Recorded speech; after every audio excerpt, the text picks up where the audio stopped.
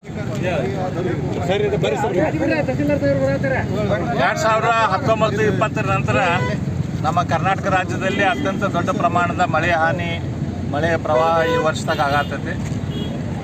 ಆವಾಗ ಆಗಿನ ಮುಖ್ಯಮಂತ್ರಿಗಳಾದ ಶ್ರೀ ಯಡಿಯೂರಪ್ಪನವರು ಆವಾಗ ಇನ್ನೂ ಅವ್ರದ್ದು ಕ್ಯಾಬಿನೆಟ್ ಆಗಿದ್ದಿಲ್ಲ, ಅಂದರೂ ಕೂಡ ಏಕಾಂಗಿಯಾಗಿ ಇಡೀ ರಾಜ್ಯಾದ್ಯಂತ ಪ್ರವಾಸ ಮಾಡಿ ರೈತರಿಗೆ ಏನು ಅವಶ್ಯಕತೆ ಇತ್ತು ಆ ಸಂದರ್ಭದಲ್ಲಿ ಅವನ್ನೆಲ್ಲ ಪೂರೈಸುವಂಥ ಕೆಲಸ ಮಾಡಿದರು.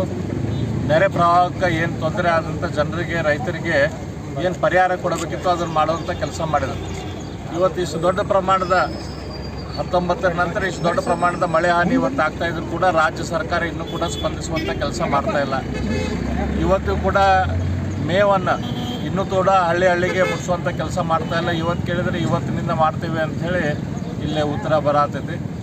ಅದೇ ರೀತಿ ಬಿದ್ದಂಥ ಮನೆಗಳಿಗೆ ಆವಾಗಿನ ಕಾಲದಾಗ ಮುಖ್ಯಮಂತ್ರಿ ಯಡಿಯೂರಪ್ಪನವರು 5 ಲಕ್ಷ ರೂಪಾಯಿ ಒಂದು ಬಿದ್ದ ಮನೆಗೆ ಕೊಟ್ಟಿದ್ದರು. ಆದರೆ ಇನ್ನೂ ತನಕ ಈಗಿನ ಸರ್ಕಾರ 1,20,000 ಮಾತ್ರ ಕೊಡುವಂಥ ಕೆಲಸ ಮಾಡತೈತಿ. 5 ಲಕ್ಷ ಅಲ್ಲ, ಈಗ ಟೈಮ್ದಲ್ಲಿ 7 ಲಕ್ಷ ರೂಪಾಯಿ ಕೊಡಬೇಕು.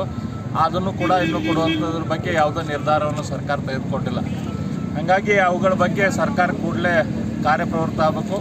ಅದ್ರ ಜೊತೆ ಈ ಭಾಗದಲ್ಲಿ ಮೇಲಿನ ಮೇಲೆ ಯಾಕೆ ಪ್ರವಾಹ ಆಕೈತಿ ಅದನ್ನೊಂದು ಸೂಕ್ತ ತಜ್ಞರನ್ನ ಇಲ್ಲಿ ಕಳಿಸಿ ಇದ್ರ ಬಗ್ಗೆ ಸ್ಟಡಿ ಮಾಡಿ ಮೇಲಿನ ಮೇಲೆ ಈ ರೀತಿ ತೊಂದರೆ ಆಗದಂಗೆ ಅದಕ್ಕೇನು ತಾಂತ್ರಿಕವಾಗಿ ಏನು ಪರಿಹಾರ ಮಾಡಿಕೊಡ್ಬೇಕು ಅದ್ರ ಬಗ್ಗೆ ಸರ್ಕಾರ ಕಾರ್ಯಪ್ರವೃತ್ತ ಆಗಬೇಕು.